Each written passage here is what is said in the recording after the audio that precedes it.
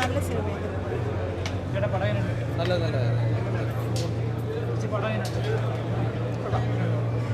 ഒന്നും പറയാനില്ല. സിക്കട പക്കാട.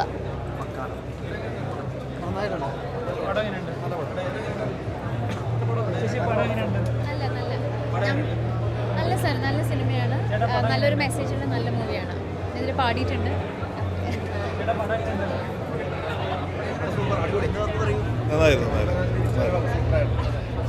അടിപൊളി, സൂപ്പർ. പടം അടിപൊളിയാ. എന്നാൽ കുറച്ചും കൂടെ വേണമായിരുന്നു. കൂട്ടിനെ കുറിച്ച് ഒരു കഥയും പറഞ്ഞില്ലല്ലോ. എന്താ പെട്ടെന്ന് തീർന്നു പോയി. നൈസാട്ടോ മൂവി. കൂറ്റം പറയണ്ട. ഞാൻ കൂട്ടിനെ കുറിച്ച് ഒന്നും പറയുന്നില്ല. പടം രക്ഷയില്ല, അടിപൊളി പടമായിരുന്നു. നല്ല പടം.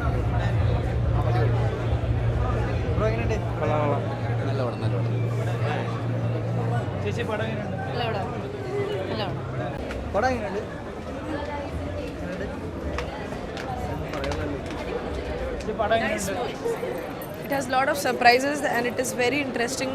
It keeps the audience intact. It's very nice.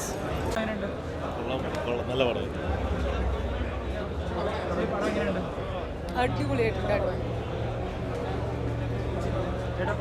അതായത് പുതിയ ആൾക്കാർ വെച്ചിട്ട് നാട് പശ്ചാത്തലമാക്കിയിട്ട് ഒരു നല്ലൊരു അറ്റംപ്റ്റ് നടത്തിയിട്ടുണ്ട്.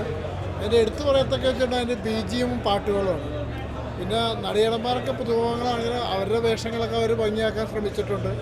ചെറുപ്പക്കാരെ ഏറ്റെടുക്കാത്ത എല്ലാ ഘടകങ്ങളും ഈ പടത്തിലുണ്ട്. എനിക്ക് എൻജോയ് ചെയ്യാൻ പറ്റി. നല്ല പടമായിരുന്നു.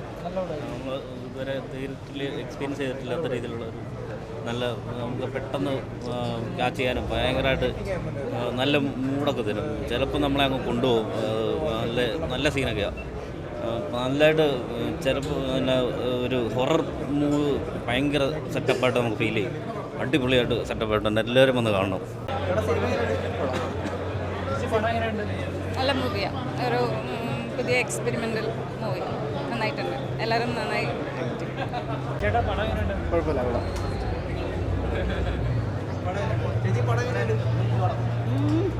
അതെ, നേരിൻ്റെ കഥയാണ്. നേരിൻ്റെ കഥ. കാടെന്ന് പറയുമ്പോഴത്തെ സത്യമാണ്. അത് നമ്മൾ ഇപ്പോഴത്തെ സമൂഹത്തിൽ എന്ത് തെറ്റ് ചെയ്യുന്നു, ആ തെറ്റ് ശരിയാക്കുന്ന ഒരു കഥ. വളരെ കുഴപ്പമില്ല. വേറെ എക്സ്പീരിയൻസ്. ഒരു 80% കാട്ടിലൊക്കെ ആയിട്ട് വർക്ക് നന്നായിട്ട് മേക്ക് ചെയ്തിട്ടുണ്ട്. നന്നായി വരട്ടെ. കുഴപ്പമില്ല, നന്നായി ചെയ്തിട്ടുണ്ട്. എല്ലാവരും നല്ല അടിപൊളിയായിട്ട് ചെയ്തിട്ടുണ്ട്. വളരെ സന്തോഷം. ഇങ്ങനൊരു ലീഡ് ക്യാരക്ടർ ചെയ്യാൻ പറ്റി. പടം എല്ലാവർക്കും ഇഷ്ടപ്പെട്ടു എന്ന് പറയുന്നു. വലിയ സന്തോഷത്തിലാണ്. ഡയറക്ടർ, പടത്തിൻ്റെ ഡയറക്ടർ. അല്ല, ഭയങ്കര ടെൻഷൻ അടിച്ച് എല്ലാവരും നല്ല അഭിപ്രായം പറയുന്നുണ്ട്.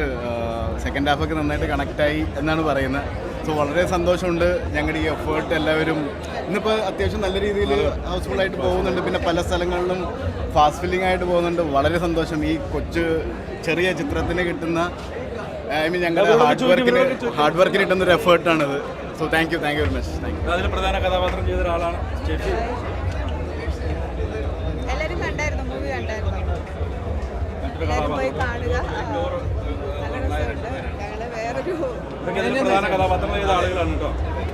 ഇവരെല്ലാവരും മൂവിയിൽ. നമസ്കാരം. സോ ഫൈനലി ഇപ്പോൾ അപ്പം ഇപ്പോൾ പ്രീമിയർ കഴിഞ്ഞു. എല്ലാവരും പടം കണ്ടു എന്ന് വിശ്വസിക്കുന്നു. എല്ലാവർക്കും ഇഷ്ടപ്പെട്ടു എന്ന് വിശ്വസിക്കുന്നു. സിക്കാഡ ഇസ് ബേസിക്കലി ഒരു സർവൈവൽ ത്രില്ലർ സ്റ്റോറിയാണ്, വിച്ച് ഇസ് ഡയറക്റ്റഡ് ബൈ ശ്രീജിത്തേട്ടൻ. പിന്നെ നമ്മുടെ ബാക്കി ക്യാരക്ടേഴ്സ് എല്ലാവരും വന്ന് സംസാരിച്ച് കാണുമല്ലോ. ലൈക്ക് രജിത്തും ജയ്സേട്ടനും പിന്നെ സ്റ്റെഫി ഒരു ഇമ്പോർട്ടൻറ്റ് ക്യാരക്ടർ അതിൽ ചെയ്തിട്ടുണ്ട്. ആഡ്ലിൻ അതിലൊരു അടിപൊളി ക്യാരക്ടർ ചെയ്തിട്ടുണ്ട്. സോ യെസ്, ഞാൻ ബേസിക് ആയിട്ടുള്ള നമ്മുടെ ആൾക്കാരെയൊക്കെ ഒന്ന് പരിചയപ്പെടുത്തി കൊടുക്കായിരുന്നു ഓഡിയൻസിന്. വളരെ നല്ല ഒരു വ്യത്യസ്തമായ ഒരു ഫിലിം. കാരണം നമ്മൾ മലയാളത്തിലൊന്നും കണ്ടുപരിചയമില്ലാത്ത ഒരു തോട്ട് ഒരു ഡിഫറെൻ്റായിട്ട് ചെയ്തിട്ടുണ്ട്. നമ്മുടെ കേരളത്തിലെ ഭംഗി, മലയാളത്തിൻ്റെ ആ ഒരു കാടിൻ്റെയൊക്കെ ഭംഗിയൊക്കെ ആയിട്ടൊരു പുതിയൊരു തോട്ടാണ്. ആക്ച്വലി കൊള്ളാം. ഒരു ഡിഫറെൻ്റ് അത് വളരെ എല്ലാവർക്കും ഇഷ്ടപ്പെടുമെന്ന് വിചാരിക്കുന്നു. എല്ലാവരും നന്നായി ചെയ്തിട്ടുണ്ട്. രജത്തും നായികയും പിന്നെ കൂറ്റൻ ജെയ്സ്, നമ്മുടെ ചങ്ക് ഭയങ്കര നന്നായിട്ട് പെർഫോം ചെയ്തിട്ടുണ്ട്. എല്ലാവരും നല്ലൊരു ഇതാണ്. എല്ലാവർക്കും ഓൾ ദ ബെസ്റ്റ്. നിങ്ങൾ കണ്ടിട്ട് പറയൂ കംബാക്ക് ആയോ ഇല്ലേ എന്നുള്ളത്. കുറച്ച് ഒരു നീണ്ട ഇടവേളയ്ക്ക് ശേഷമാണ് ഞാൻ സിനിമ ചെയ്യുന്നത്. അപ്പോൾ അത് ഒരു എക്സ്പെരിമെൻ്റൽ സിനിമയാണ്, പക്ഷേ എല്ലാവർക്കും കണക്ട് ചെയ്യാൻ പറ്റുമെന്ന് വിശ്വസിക്കുന്നു.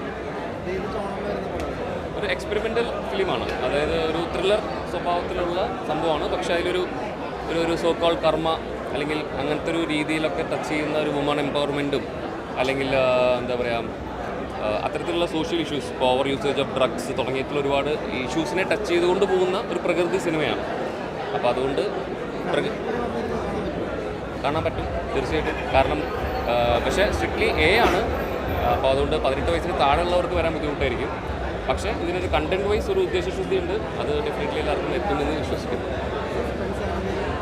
സസ്പെൻസിനേക്കാൾ ഉപരി ഇതൊരു സർവൈവൽ ത്രില്ലറാണ്. അപ്പോൾ അതെന്തുകൊണ്ട് സർവൈവലായി മാറുന്നു, അല്ലെങ്കിൽ ഇതിലത്തെ നായിക കഥാപാത്രമായ ജോ എന്തൊക്കെയാണ് ചെയ്തത് എന്നുള്ളത് മുഴുവൻ സിനിമ കാണുമ്പോൾ മനസ്സിലാവും. അവൻ്റെ എഫേർട്ട് എന്ന് പറയുന്നത് നമ്മുടെ മ്യൂസിക് ഡയറക്ടർ ശ്രീജിത്തിൻ്റെ ഡയറക്ടറിൻ്റെ എഫേർട്ട് എന്ന് പറയുന്നത് നമുക്ക് പറഞ്ഞറിയിക്കാൻ പറ്റില്ല. നന്നായിട്ട് ചെയ്തിട്ടുണ്ട്. ഒരു ഡിഫറെൻറ്റ് എക്സ്പീരിയൻസ് ആയിരിക്കും എന്തായാലും, കാരണം ആ മാതിരി അത് ചെയ്തു വെച്ചിട്ടുണ്ട്. നിങ്ങൾ കാണണം. Thank you.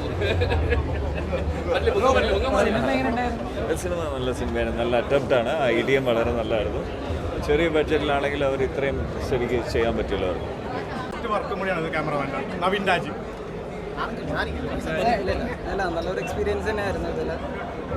ഒരുപാട് ഫിസിക്കൽ എലിമെൻ്റ് ആയാലും കുറേ ചലഞ്ചസ് ഒക്കെ ഉണ്ടായിരുന്നു. സിനിമയും കൂടെ എല്ലാവരും നല്ല രീതിയിൽ തന്നെ ചെയ്യാൻ പറ്റി തന്നെയാണ് തോന്നുന്നത്. എന്തായാലും നിങ്ങളെല്ലാവരും കാണാൻ സപ്പോർട്ട് ചെയ്യാം.